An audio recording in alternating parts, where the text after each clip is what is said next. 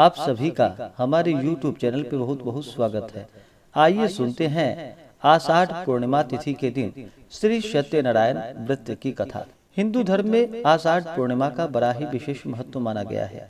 आषाढ़ पूर्णिमा को इसे गुरु पूर्णिमा या व्यास पूर्णिमा के नाम से भी जाना जाता है। गुरु पूर्णिमा के दिन जो कि अपने गुरुजनों का पूजन किया जाता है, इस दिन महर्षि व्यास जी के निमित्त पूजन आदि का कार्य किया जाता है और जो भी बड़े कुटुंब जन हो, भाई बंधु माता पिता, उन्हें गुरु तुल्य मान करके उनका पूजन करके उनका आशीर्वाद लिया जाता है। इससे अनंत गुना पुण्य फलों की प्राप्ति होती है। आषाढ़ पूर्णिमा तिथि के दिन इस दिन विशेष प्रकार से गंगा स्नान करना, दान पुण्यों का कार्य करना, भगवान विष्णु माता लक्ष्मी का पूजन करना, भगवान सत्यनारायण का पूजन करना, भगवान शिव माता पार्वती का पूजन करने का बड़ा ही विशेष महत्व माना जाता है।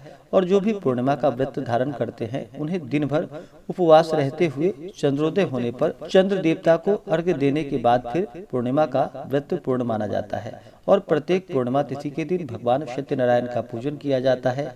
इस दिन विशेष प्रकार से भगवान सत्यनारायण का पूजन करना चाहिए, कथा श्रवण करनी चाहिए। इससे भगवान सत्यनारायण अति प्रसन्न होते हैं और अपना कृपा प्रदान करते हैं। तो आइए सुनते हैं आषाढ़ पूर्णिमा तिथि के दिन श्री सत्यनारायण व्रत की कथा। बोलिए प्रेम से श्री सत्यनारायण स्वामी की जय। श्री सत्यनारायण व्रत कथा पहला अध्याय। कि एक बार नैमिषारण्य तीर्थ में शौनकादि 88,000 ऋषियों ने श्री सूत जी से पूछा कि हे प्रभु, इस कलिकाल में वेद विद्या रहित मनुष्यों को प्रभु भक्ति किस प्रकार से प्राप्त हो सकती है तथा उनका उद्धार कैसे होगा। हे मुनि श्रेष्ठ, कोई ऐसा तप बतलाइए जिससे थोड़े समय में ही पुण्य मिल पाए और मनोवांछित फल भी प्राप्त हो। इस प्रकार की कथा सुनने की हम इच्छा रखते हैं। सर्वशास्त्रों के ज्ञाता श्री सूत जी बोले कि हे वैष्णवों में पूज्य, आप सभी ने प्राणियों के हित की बात पूछी है, इसलिए मैं एक श्रेष्ठ व्रत को आप लोगों को बतलाऊंगा, जिसे नारद जी ने लक्ष्मी नारायण जी से पूछा था और लक्ष्मीपति ने मुनि श्रेष्ठ नारद जी से कहा था। आप सब इसे ध्यान से सुनिए। एक समय की बात है कि योगी राज नारद जी दूसरों के हित की इच्छा के लिए अनेकों लोकों में घूमते हुए मृत्यु लोक में आ पहुंचे।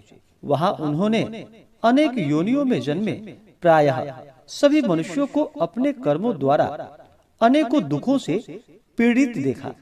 उनका दुख देखकर नारद जी सोचने लगे कि कैसा यत्न किया जाए जिसके करने से निश्चित रूप से मानव के दुखों का अंत हो जाए। इसी विचार पर मनन करते हुए वह विष्णु लोक में गए।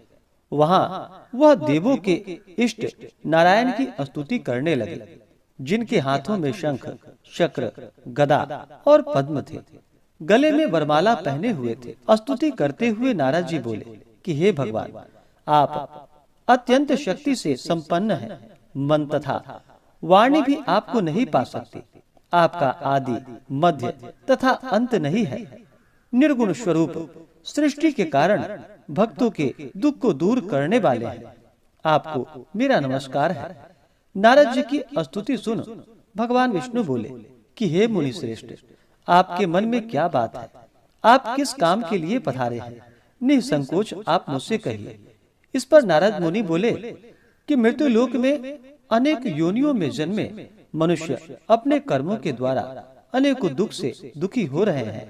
हे नाथ, आप मुझ पर दया रखते हैं तो बतलाइए कि वो मनुष्य थोड़े प्रयास से ही अपने दुखों से कैसे छुटकारा पा सकते हैं। भगवान श्री हरि बोले कि हे नारद, मनुष्यों की भलाई के लिए तुमने बहुत अच्छी बात पूछी है, जिसके करने से मनुष्य मोह माया से छूट जाता है। वह बात मैं कहता हूँ, उसे सुनो। स्वर्ग लोक व मृत्यु लोक में दोनों में एक दुर्लभ उत्तम व्रत है जो पुण्य देने वाला है। आज प्रेमवश होकर मैं उसे तुमसे कहता हूँ। श्री सत्यनारायण भगवान का यह व्रत अच्छी तरह विधान पूर्वक करके मनुष्य तुरंत ही यहाँ सुख भोग कर मरने पर मोक्ष पाता है। श्री हरि के वचन को सुनकर नारद जी बोले, उस व्रत का फल क्या है और उसका विधान क्या है? यह व्रत किसने किया था?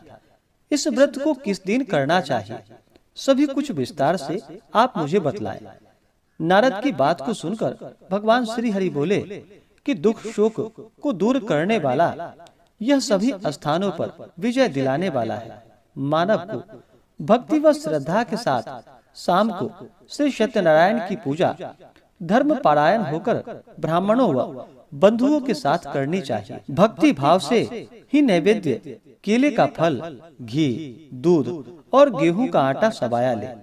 गेहूं के स्थान पर साठी का आटा ले, शक्कर तथा गुड़ लेकर वह सभी भक्षण भोज्य पदार्थों को मिलाकर भगवान को भोग लगाए। ब्राह्मणों सहित बंधु बांधवों को भी भोजन करवाए। इसके बाद स्वयं भोजन करे, भजन कीर्तन के साथ भगवान की भक्ति में लीन हो जाए। इस तरह से सत्यनारायण भगवान का यह व्रत करने पर मनुष्य की सारी इच्छाएं निश्चित रूप से पूरी हो जाती है। इस कलिकाल अर्थात कलयुग में मृत्यु लोक में मोक्ष का यही एक सरल उपाय बतलाया गया है। इस प्रकार से श्री सत्यनारायण व्रत कथा की पहली अध्याय पूर्ण हुई। तो बोलिए प्रेम से श्री सत्यनारायण स्वामी की जय। अथ द्वितीय अध्याय। श्री सूत जी बोले कि हे ऋषियों, जिसने पहले समय में इस व्रत को किया था उसका इतिहास कहता हूँ, आप ध्यान पूर्वक सुनो। सुंदर काशीपुरी नगरी में एक अत्यंत निर्धन ब्राह्मण रहता था। भूख प्यास से परेशान वह धरती पर घूमता रहता था। ब्राह्मणों से प्रेम करने वाले भगवान ने एक दिन ब्राह्मण का वेश धारण कर उसके पास जाकर पूछा कि हे विप्र, नित्य दुखी होकर तुम पृथ्वी पर क्यों घूमते हो? दीनहीन ब्राह्मण बोला कि मैं निर्धन ब्राह्मण हूँ, भिक्षा के लिए धरती पर घूमता हूँ। हे भगवान, यदि आप इसका कोई उपाय जानते हो तो बतलाइए। वृद्ध ब्राह्मण कहने लगे कि सत्यनारायण भगवान मनोवांछित फल देने वाले हैं, इसलिए तुम उनका पूजन करो। इसे करने से मनुष्य सभी दुखों से मुक्त हो जाता है। वृद्ध ब्राह्मण बनकर आए श्री सत्यनारायण भगवान उस निर्धन ब्राह्मण को व्रत का सारा विधान बतलाकर वहाँ से अंतर ध्यान हो गए। ब्राह्मण मन ही मन सोचने लगा कि जिस व्रत को वृद्ध ब्राह्मण करने को कह गया है, मैं उसे अवश्य करूंगा। यह निश्चय करने के बाद उसे रात में नींद नहीं आई। वह सवेरे उठकर सत्यनारायण भगवान के व्रत का निश्चय कर भिक्षा के लिए चला गया। उस दिन निर्धन ब्राह्मण को भिक्षा में बहुत धन मिला, जिससे उसने बंधु बांधवों के साथ मिलकर श्री सत्यनारायण भगवान का व्रत संपन्न किया। भगवान सत्यनारायण का व्रत संपन्न करने के बाद वह निर्धन ब्राह्मण सभी दुखों से छूट गया और अनेक प्रकार की संपत्तियों से युक्त हो गया। उसी समय से यह ब्राह्मण हर माह इस व्रत को करने लगा। इस तरह से सत्यनारायण भगवान के व्रत को जो मनुष्य करेगा वह सभी प्रकार के पापों से छूटकर मोक्ष को प्राप्त होगा। जो मनुष्य इस व्रत को करेगा वह सभी दुखों से मुक्त हो जाएगा। सूत जी बोले, इस तरह से नारद जी ने नारायण जी का कहा हुआ श्री सत्यनारायण व्रत को मैंने तुमसे कहा। हे विप्र, मैं अब और क्या कहूँ? ऋषि बोले कि हे मुनिवर, संसार में उस विप्र से सुनकर और किस किस ने इस व्रत को किया, हम इस बात को सुनना चाहेंगे। इसके लिए हमारे मन में जो श्रद्धा भक्ति भाव है आप कृपा कर बतलाइए। सूत जी बोले कि हे मुनि, जिसने इस व्रत को किया वह सुनो।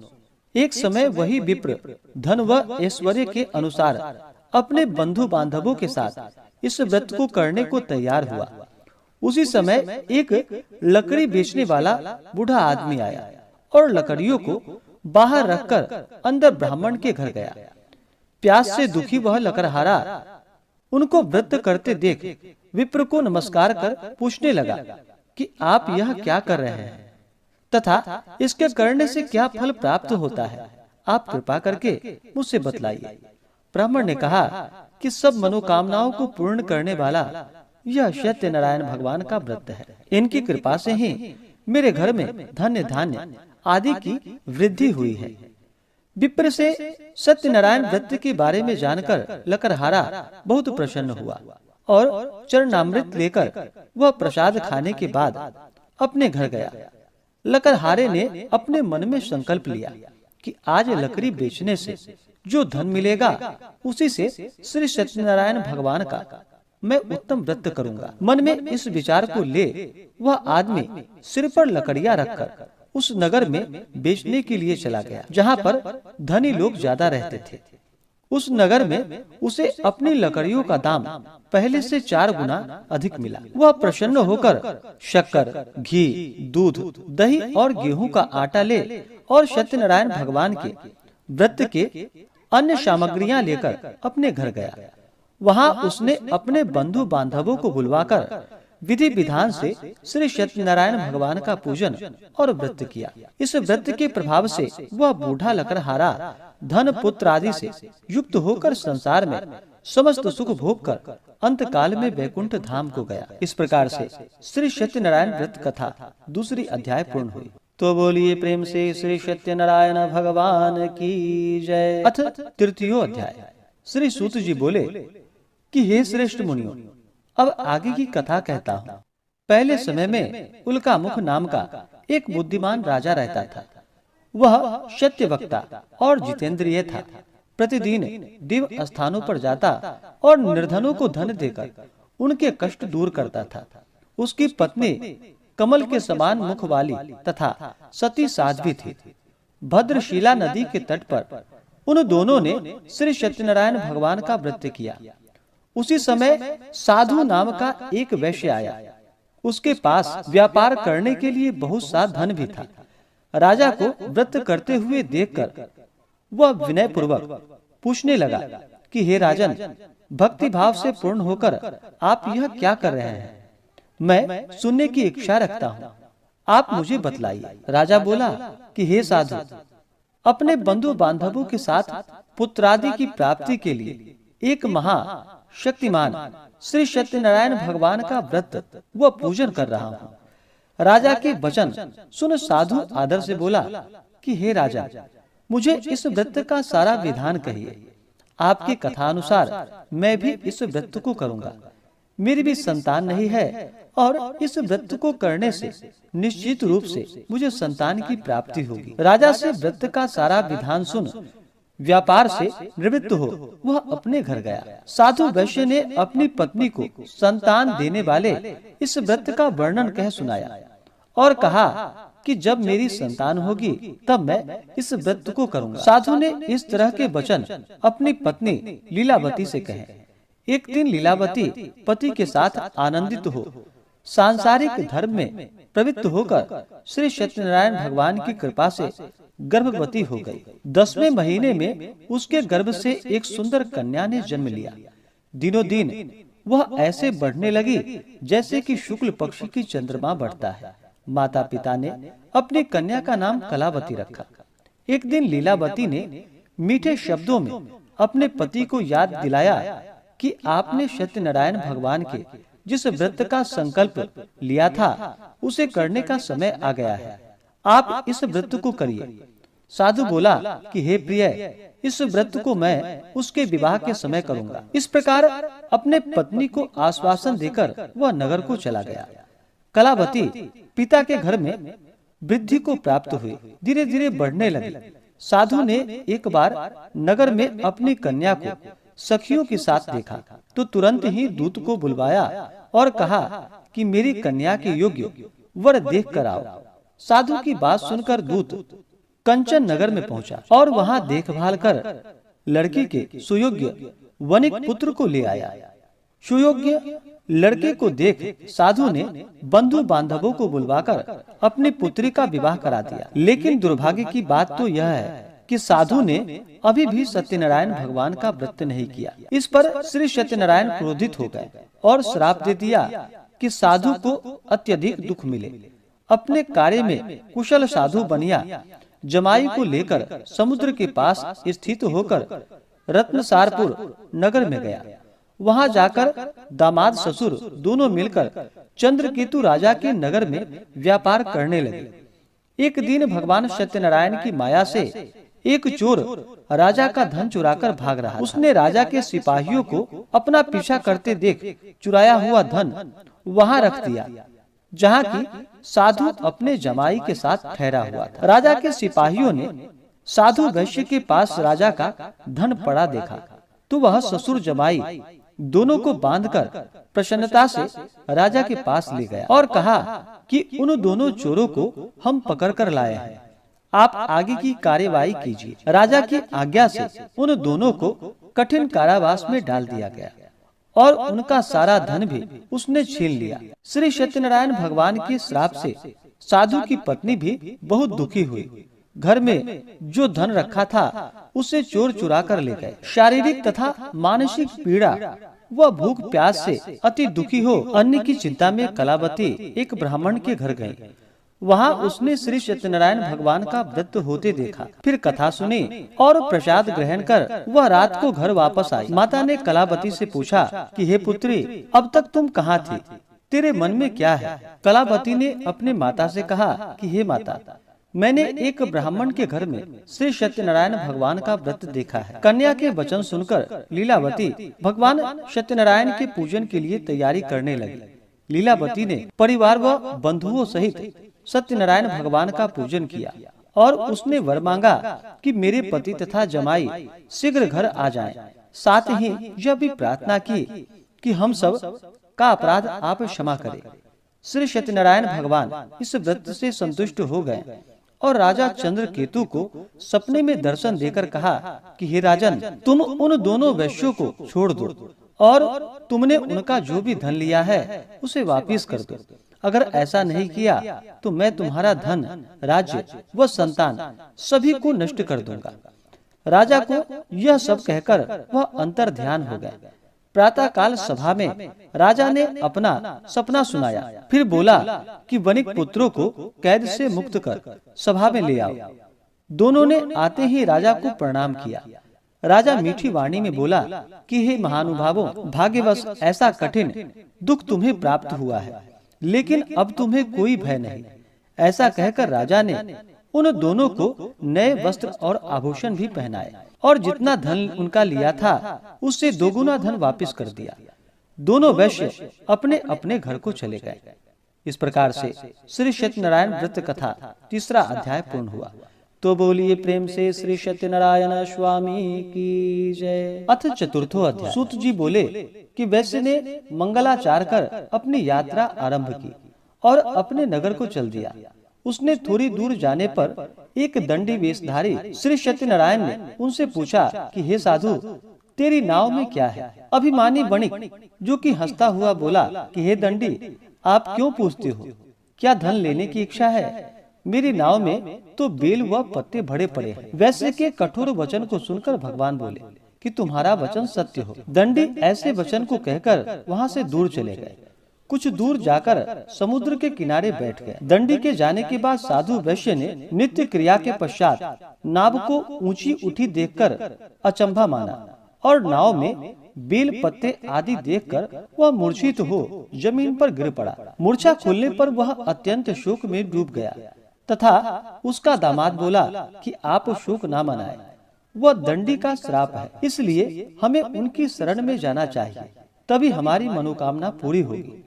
दामाद की बात को सुनकर दंडी के पास पहुंच और अत्यंत भक्ति भाव से नमस्कार कर बोला कि मैंने आपसे जो असत्य वचन कहे थे उसके लिए मुझे क्षमा कीजिए। ऐसा कहकर महान शोकातुर हो रोने लगा। दंडी भगवान बोले कि हे वणिक पुत्र, मेरी आज्ञा से बार बार तुम्हें दुख प्राप्त हुआ है, तू मेरी पूजा से विमुख हुआ है। साधु बोला कि हे भगवान, आपकी माया से ब्रह्मा आदि देवता भी आपके रूप को नहीं जानते, तो मैं अज्ञानी कैसे जान सकता हूँ?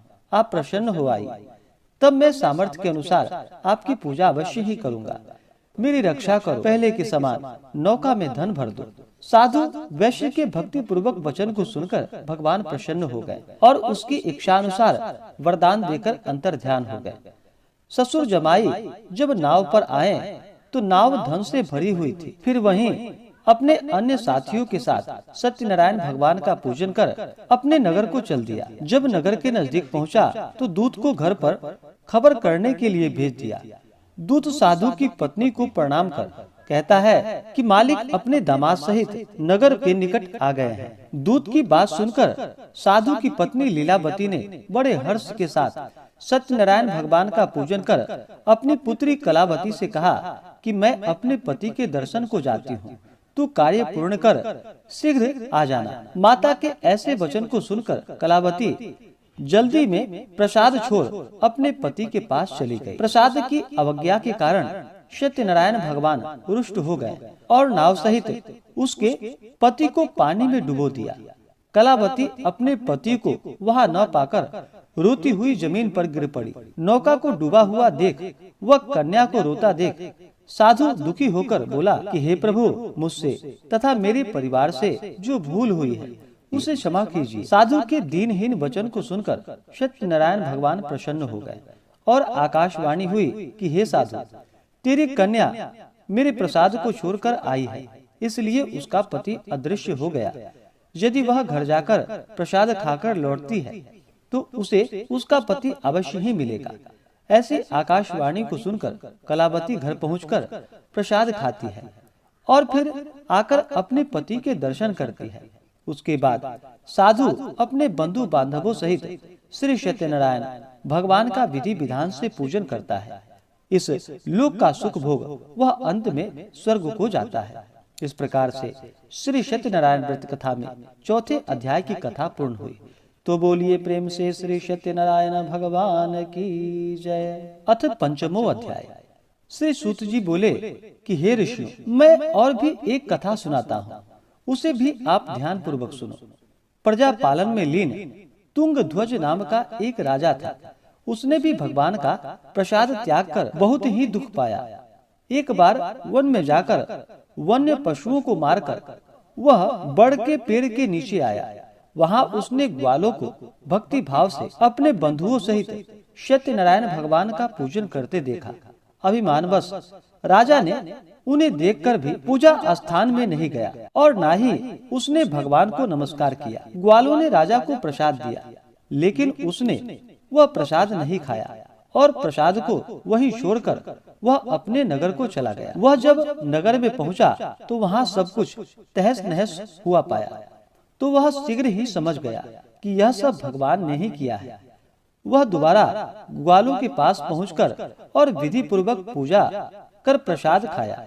तो सत्यनारायण भगवान की कृपा से सब कुछ पहले जैसा हो गया और दीर्घ काल तक सुख भोगने के बाद मरणोपरांत उसे स्वर्ग की प्राप्ति हुई। जो मनुष्य परम दुर्लभ इस व्रत को करेगा तो भगवान सत्यनारायण की अनुकंपा से उसे धन धान्य की प्राप्ति होगी। निर्धन धनी हो जाता है और भय मुक्त हो जीवन जीता है। संतानहीन मनुष्य को संतान सुख प्राप्त होता है और सारे मनोरथ पूर्ण होते हैं। और सारे मनोरथ पूर्ण होने पर मानव अंत काल में वैकुंठ धाम को जाता है। सूत जी बोले, जिन्होंने पहले इस व्रत को किया है, अब उनके दूसरे जन्म की कथा कहता हूँ। वृद्ध शतानंद ब्राह्मण ने सुदामा का जन्म लेकर मोक्ष की प्राप्ति की। लकड़हारे ने अगले जन्म में निषाद बनकर मोक्ष प्राप्त किया। उल्कामुख नाम का राजा दशरथ होकर वैकुंठ को गए। साधु नाम के वैश्य ने मोरध्वज बनकर अपने पुत्र को आरे से चीरकर मोक्ष पाया और महाराज तुंगध्वज ने स्वयंभू होकर भगवान में भक्त युक्त हो अपना कर्म कर मोक्ष को पाया। इस प्रकार से श्री स्कंद पुराण के अंतर्गत श्री सत्यनारायण व्रत कथा में 5वें अध्याय की कथा पूर्ण हुई। तो बोलिए प्रेम से श्री सत्यनारायण स्वामी की जय। इसी प्रकार से जो भी भक्त सच्ची श्रद्धा के साथ नियम और निष्ठा के साथ भगवान सत्यनारायण का पूजन करते हैं, भगवान सत्यनारायण की कृपा से उनके सभी प्रकार के दुख और कष्ट दूर होते हैं तथा सुख और समृद्धि का आशीर्वाद प्राप्त होता है। तो आशा करता हूँ कि यह जानकारी आपको अच्छा लगा हो। ऐसे ही ज्ञानवर्धक जानकारियाँ प्राप्त करने के लिए हमारे इस चैनल पे अगर आप नए हैं तो चैनल को लाल बटन दबा करके सब्सक्राइब करें, साथ में बेल आइकन घंटी को दबाएं ताकि मेरे वीडियो का नोटिफिकेशन आपको समय से मिलता रहे।